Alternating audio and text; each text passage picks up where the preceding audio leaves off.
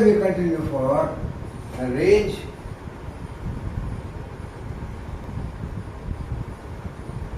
and energy.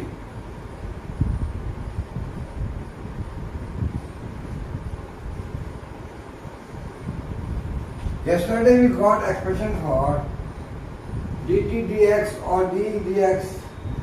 You can say some books they write dt dx. I will write d minus d dx. That is the stopping power.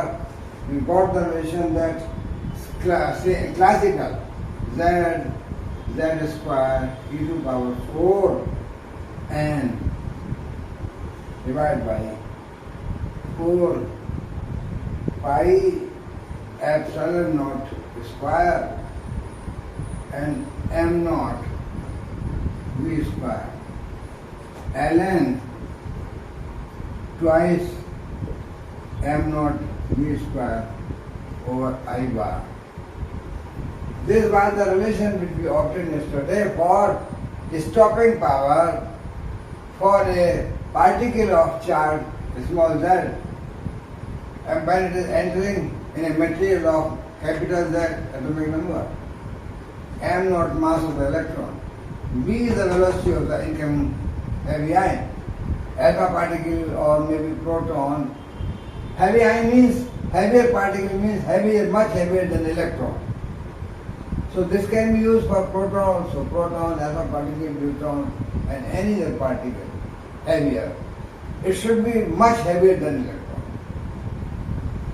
So this relation gives us stopping power or d dx, and some book write dt dx. So it is material. Now we define the range.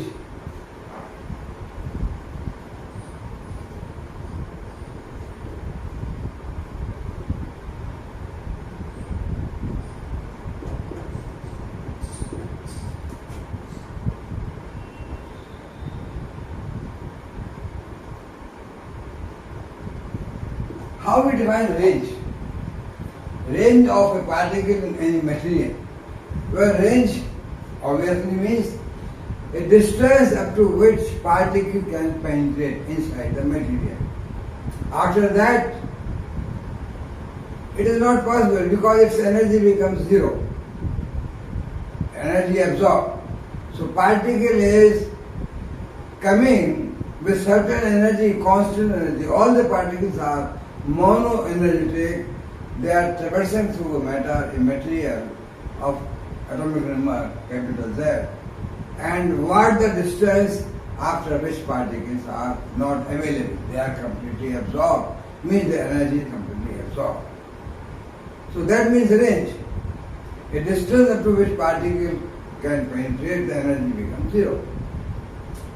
So theoretically you can say for alpha particle or for charge particle, for say alpha particle, because it is possible easily, we have alpha particle source available and we can have a figure like this, that up to certain, this on this side say distance, this is the energy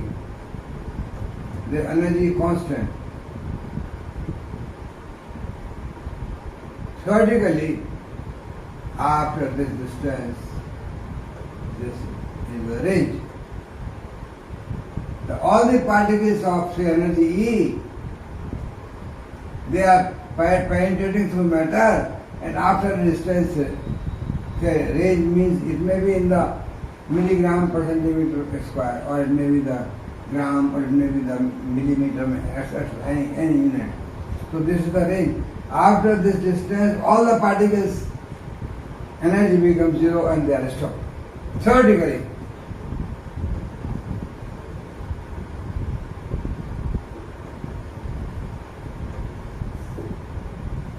But this is not observed experimentally.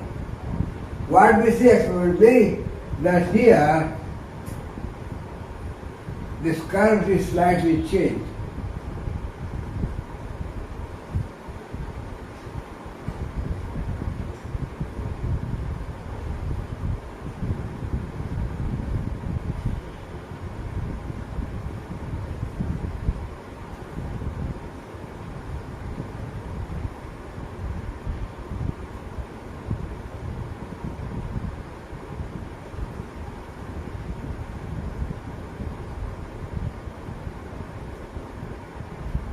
Experimentally, it is observed.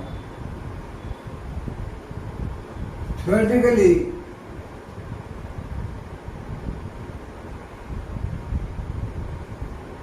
after a distance r, all the particles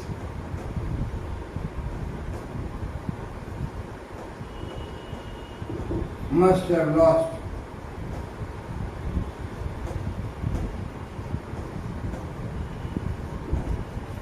kinetic energy, and no particle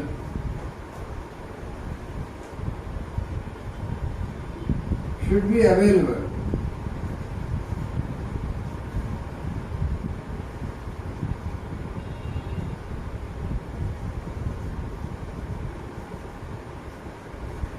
after, so this may be x, and here x is equal to, after x is equal to r, means distance. No particle should be available. Theoretically, all particles after a distance are absent. What does it mean? Because all particles are similar, they are having energy loss. So after distance r, they must be not be available after distance r. Experimentally at the end side, I have shown the experimental. This is the experimental. Experimentally,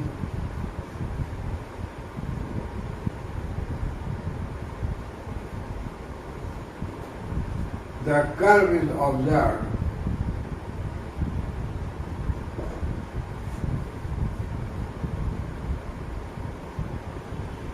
as shown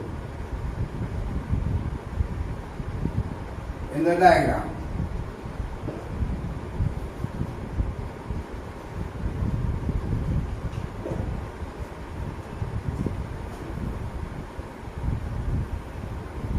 And we define in this diagram at the end, we define here,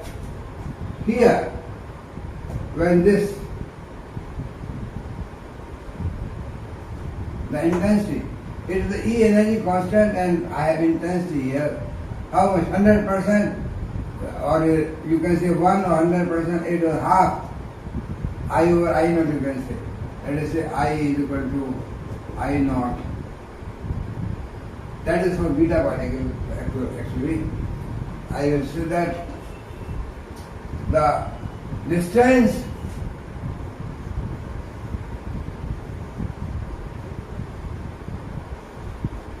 at which intensity becomes half. This is a maximum here, or you can say this here. I naught or ratio I naught is 1. This may be I naught by 2, or half of the. If this is 1, then this is half. Ratio. If you plot I over I naught, this should be 1. This should be half. If you plot I directly, you plot I here I naught, here I naught by 2. Whatever you plot. So the distance at which the intensity,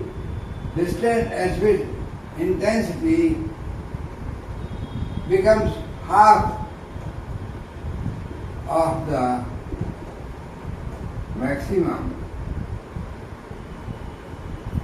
is known as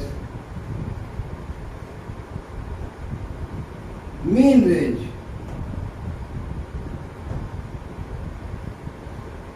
We call this as the mean range.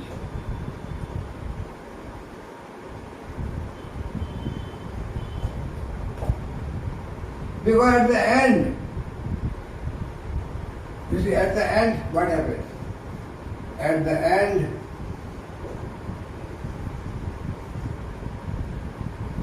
when energy, after collision, at the end when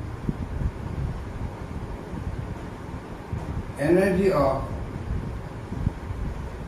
particles approaches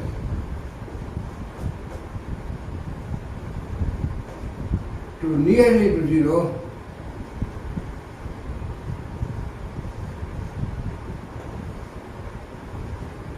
what happens? Statistical variations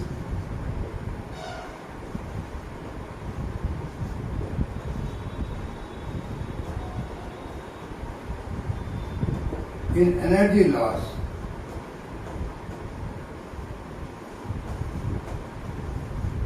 statistical variations in energy loss gives curve of this type, gives curve as shown. This is called straggling. Straggling is a phenomenon when energy approaches zero, the collision for the same energy loss, collision numbers may increase. In one collision there may not be same energy loss. The variation, a small variation gives you the difference. When you plot the curve for intensity, it is not constant. Theoretically it should be constant for all. All particles should have same. But at the end, at the fed end means when the energy of the particle is approaching to zero, the energy loss has statistical variation, which gives this variation. With distance, the change in the intensity, energy loss is such that it has got a statistical variation and not always constant. When if the energy is large in the beginning, when particle entering, the energy variation is very small, so it comes within the error. But when the energy becomes very small at the fed end of the absorption, what happens? The variation starts in the energy loss, and due to straggling we get a curve like this. And hence we cannot define the range because energy is not finally zero, never zero. So we have mean when the intensity becomes half, and when here we have this, like this, we draw the tangent here. Here this is called extrapolated.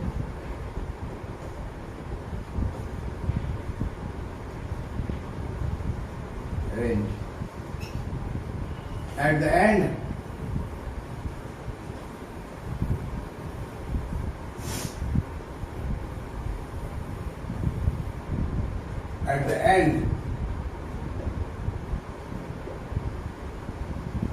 where there is exponential behavior,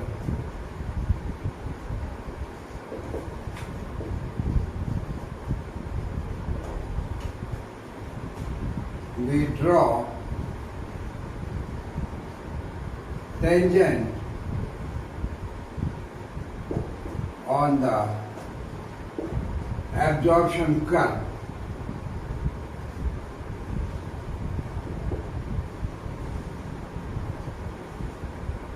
and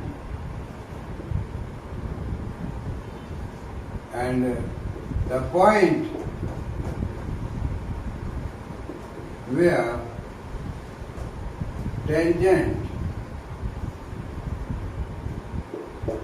meets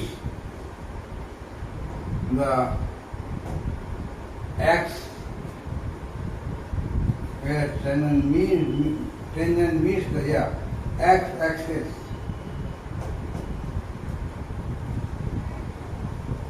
is called extrapolated range.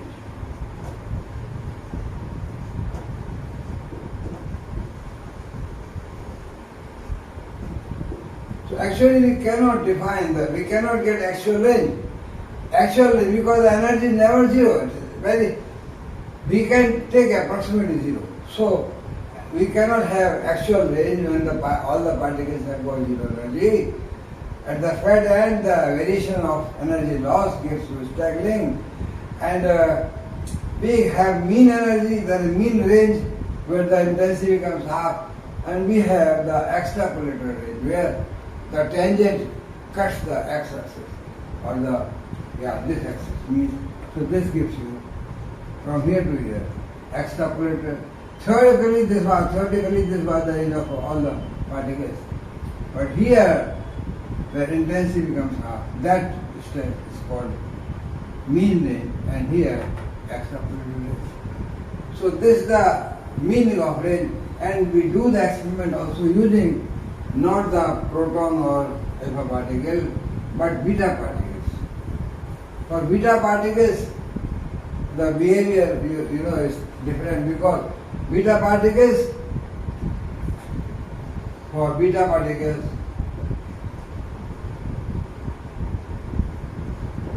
we have all possible energies starting from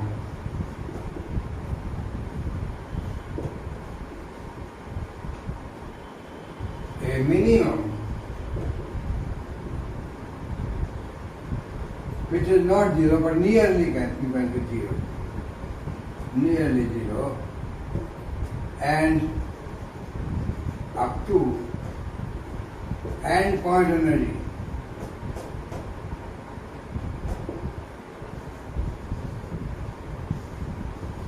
So the beta particle source has got a variation in energy because beta particle spectrum is continuous. So from zero, that nearly zero to an end point. End point means the mass difference of the daughter and parent-daughter nucleus, what we get from mass energy relation. So that is the maximum energy. So we get not of this type, we get the exponential absorption like this. That is x and intensity. Or we can get, for the log of this, we can get a curve like x and a curve like this straight line. This is ln or log of I. So where this meets beta particle, see here we can get the mean range also. We get in the end also this curve is slightly like this. So we get extrapolated. So this beta particle, either this type exponential x and I, because I is equal to I naught e to power minus mu x, is the relation which is exponential decrease of the intensity when the x increases.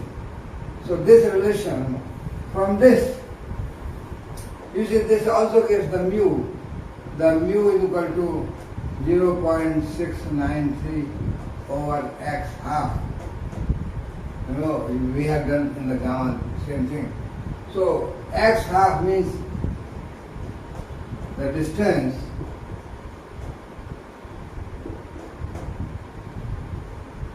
where intensity becomes half of the maximum.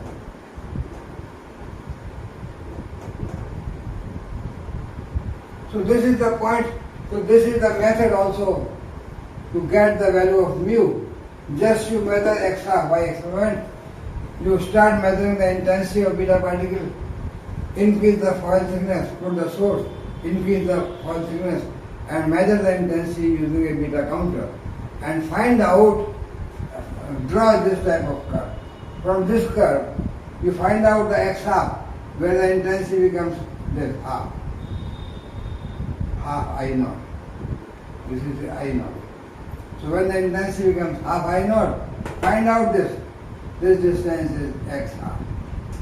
So this x half gives the value of the absorption coefficient also, total attenuation coefficient.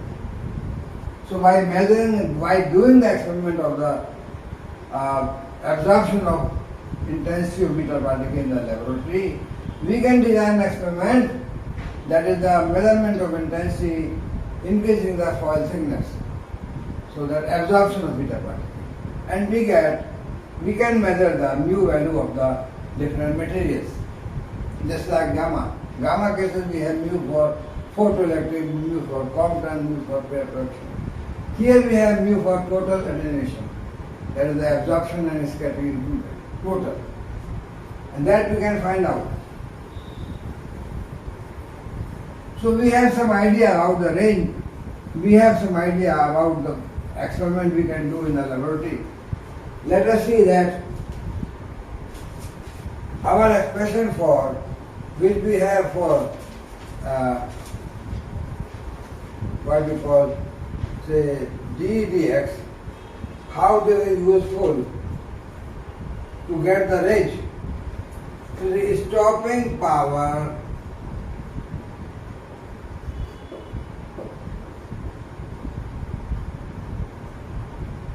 knowledge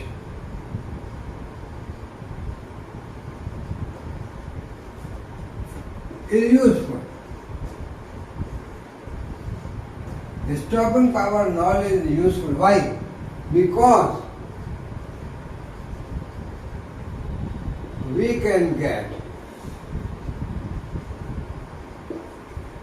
the range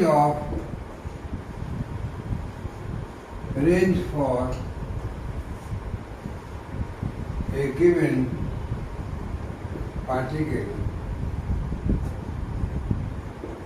in a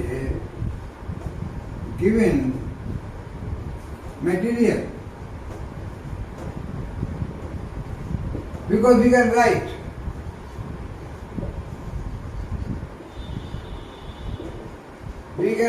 say range as integrate dx. But I take a small foil of the instrument here, go on adding or integrate continuous system, where x varies from 0 to r. Find out the vector range. So you can get range, or you can write this as, say, this expression can be written also in terms of, say, dE over dE dx. And now the limits for integration over the E, where E starts minimum is 0, maximum is E naught. We can write this like this. Or we can also write the change reverse the limit. We can write E naught to 0, and this is dE and minus dE dx. Like this. You know, minus dE dx, minus dE dx is stopping power. We have expression for this.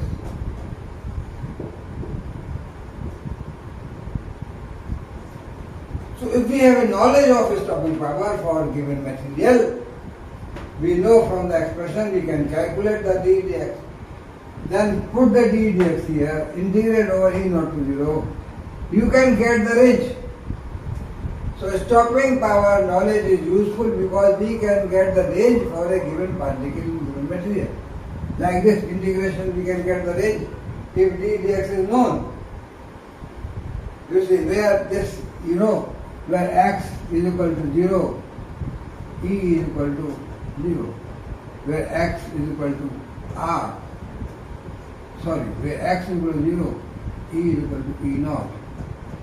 Where x is equal to r, E becomes 0. At the r range, energy becomes 0. So these are the limited integration. And you can see that you can write, or we can write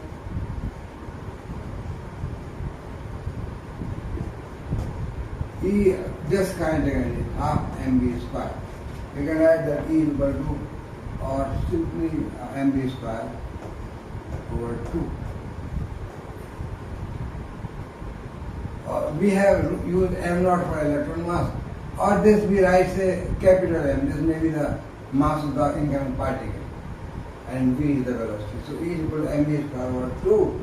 We can write dE is twice mv dv, twice mv dv by 2. So dE is written as mv dv. So here we can write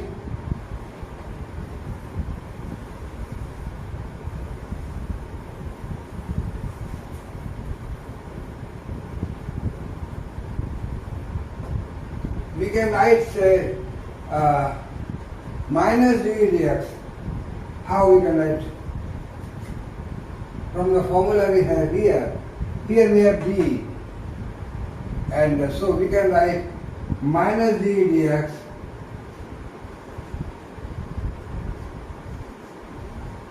is equal to minus mv and dv dx. So, and we know that from the stopping power relation, that is the function of, we have z square to power 4, etc. It is simply, we can write this as z square over v square. Rest of the symbols are all constant. Capital Z, if the target is constant, Z is constant. Small z is for different particle different. But given material, if we change the particle, the Z, if particle also same, that this will be also constant. So Z square over V square. And then we have a function of velocity. Whatever we have remaining, others are constant, and then we have the ln 2 mv square over I bar. So m, that is the function of velocity, mv square over I bar. So that is function of velocity. So we can write this 0 to E naught, 0 to E naught,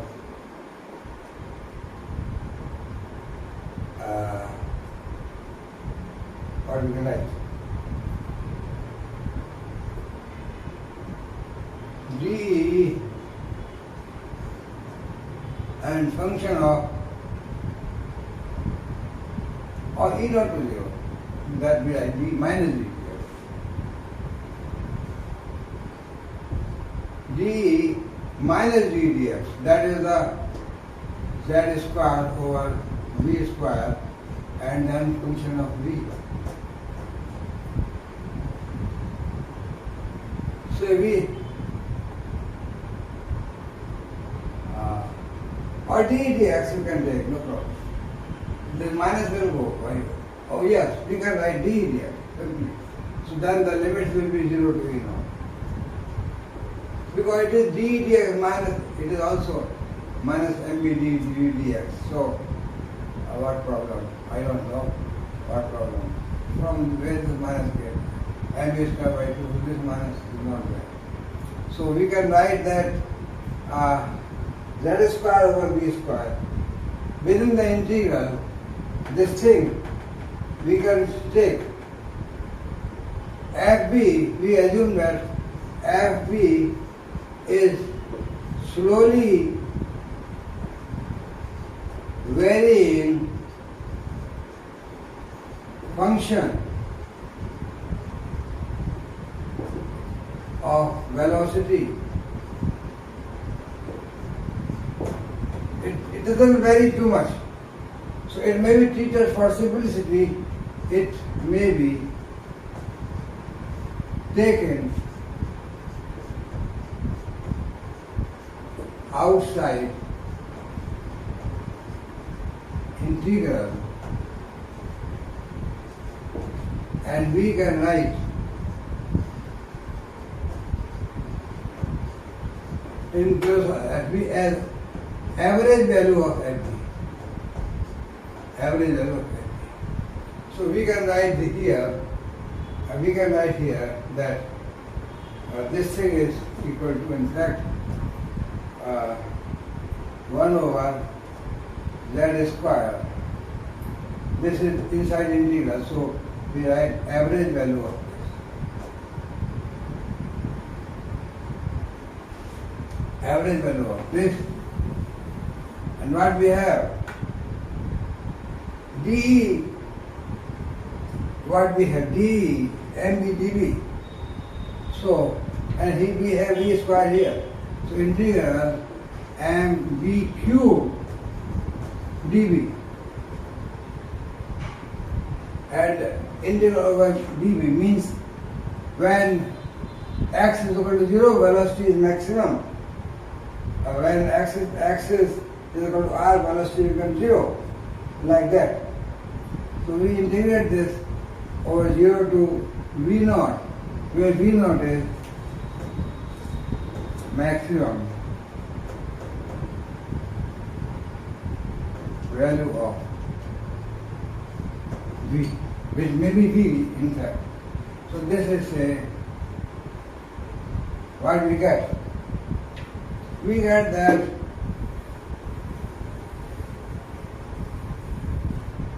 this is the expression for r. So we get that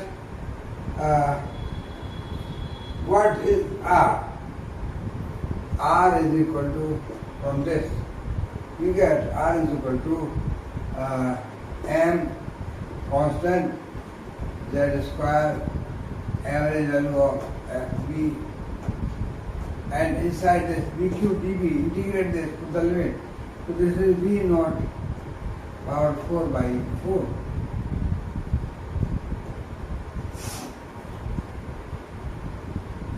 So this gives the, from d dx, this gives the range of any heavy charged particle. Range is of a heavy ion of mass m. Of course, z is constant for the particle. Mass m is constant. And this is slowly varying function of the velocity. This may be taken constant. So range is of heavy ion mass m are proportional to fourth power of the velocity. We get a theoretical expression which can be verified experimentally. The range of heavy ion of mass m is proportional to fourth power of the velocity. Now we see that from this expression, we take different particles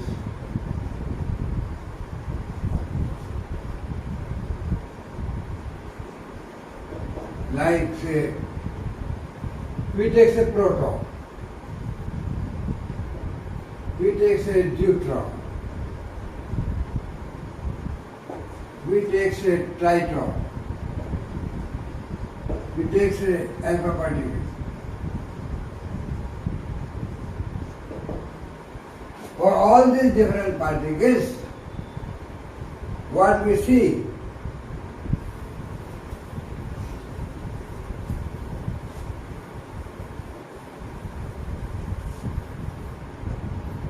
for all these different particles, for various particles, we take different particles of same velocity. That is v naught constant. So v naught constant. This is slowly varying function of v. So what we get for these particles, r is proportional to m by z square. Range of different particles of charge small z of mass m for a given velocity v naught constant, range is proportional to m by z square. This is important result. So we see that for the proton, range r, the ratio is proportional to m by z square.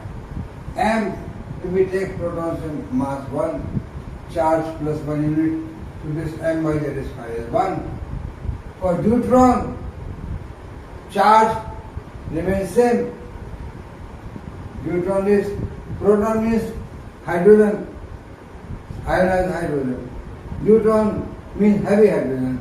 So mass becomes 2, charge remains same, m by z square. So mass becomes 2 and m remains same.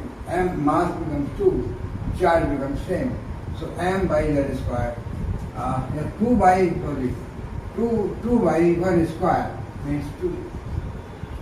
For tritron, tritron means this is the H2, this is the H1, this is the H3. For tritron, mass becomes 3, charge remains same, so the ratio, range becomes 3 times in proportion to m by z square. So proton range is some unit 1, then deuteron has got twice the range of the same velocity, 2 times, tritron has got the range 3 times. Alpha particle mass is 4 times the mass of proton, 4 and z is 2, so 4 over 2 square means 4, so this means 1. So proton and alpha particle, what means for?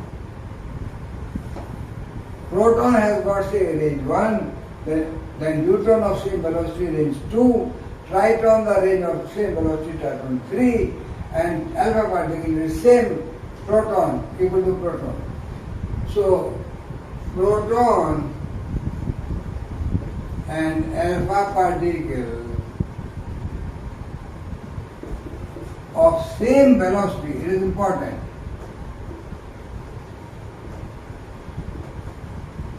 Remember, this is important, of same velocity, have equal ranges in a given material. Good. So alpha particle and proton have same range, but provided the velocity of both is same. This is a nice conclusion.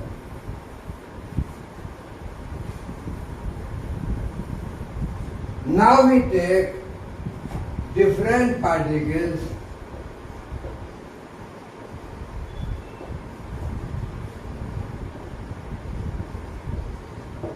of same energy. You will get the difference. The same velocity alpha particle proton have got same range. What about the particles of same energy? We have the range, as we know, range was equal to m by v square and average value of function is v, and here we have v naught 4 by 4. So how we write the velocity? Velocity in terms of, 1 by 2, and v naught is the maximum velocity, is energy, or E naught. So v naught is square, it's twice E naught over m. And v naught 4 is equal to 4 E naught square over m square. M is the mass, so capital M. Okay, like it. It's capital M. So what we get? R is equal to m by z square function, average value of function v, and then v naught 4 by 4. We write here 4, so this 4 is cancelled. So we get how much? E naught square over m square. E naught square over m square. Here m is there, m is cancelled. So R is equal to mz 1 by mz square function V average value and E naught square. So what we get? For constant energy same, E naught constant for different particles. For different particles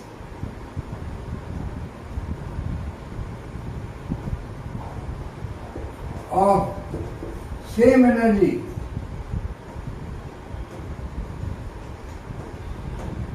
E naught constant, this is constant, then R is proportional to 1 by mz square. So this is the conclusion, that same energy particles, the range is proportional to 1 by mz square. Good. So same energy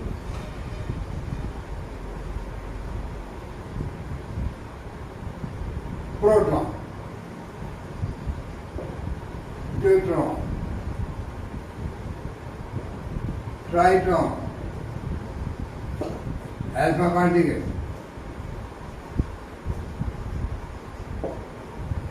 What do we get? R is equals to 1 by mz square. So what R? Here. 1 by m, proton mass 1, charge 1. So I write this as 1. Deuteron mass 2, charge 1. So 1 by 2. Triton mass 3, charge 1. So I write 1 by 3. Alpha particle mass 4, charge 2. So I write 1 by 16. So this is an important result, important conclusion. What we get? We get important conclusion that because we remember alpha particle, it is available as a source, and we know proton. That is same energy proton has got range in a given material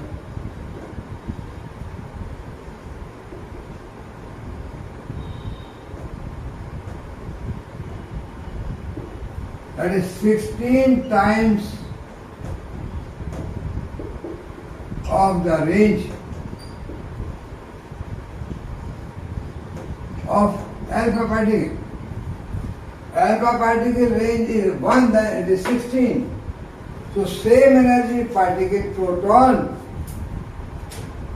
can penetrate much more distance as compared to alpha particle. In fact, same energy proton can get 16 times than the alpha particle distance, and it is absorbed. So you can see that alpha particle can be absorbed. Alpha particle of say 4 or 5 MeV can be absorbed by a piece of paper, while proton will go 16 times the distance of the alpha particle. So now this in our mind. Earlier we got same velocity alpha particle and proton got same range. So that was little bit confusing, how alpha beta, how alpha proton have same range. But that was same velocity, remember. If you consider energy, because mass of alpha is 4 times mass of proton, so for same energy, alpha particle range is very, very small.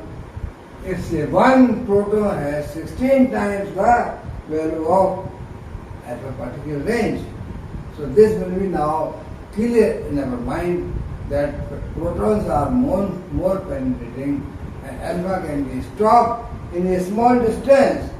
So, dear friends, I will stop today here, and when we meet tomorrow or next time, we will discuss something else. Thank you very much.